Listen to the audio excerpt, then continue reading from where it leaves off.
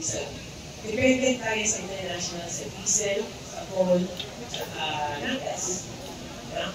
Pero yun yung pinaka-reliable na technology ngayon kasi 24 hours yung coal. So, pero meron tayo dito na growing supply na indigenous yung akin talaga. Atin yung solar, atin yung wind, atin yung geothermal, pati hydro natin, yung mga tubig natin, atin yan.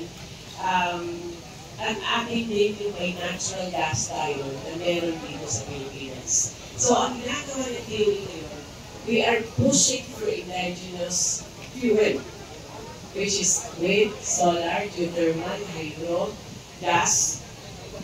Yan. May biomass pa. Yung mga waste to energy natin, basura, or yung mga, sa mga palay, or sa mga sugarcane. So that's why, makita niyo po yung policy ng DOE, ano nagpupush kami din, because those are the sources of energy na hindi tayo dependent sa Russia, sa Iraq, or sa Iran, or sa Israel, or sa Middle East, or any other country. We are not, it's not volatile para sa atin, kasi ating yun.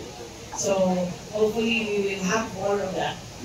And I'm happy that EDC is advancing the technology of geothermal. Our companies nakakuha na ng mga magagandang teknolohiya sa solar and wind. And also our indigenous source, yung Malapaya, or our exploration to madami ang gusto mag-invest dito sa Pilipinas.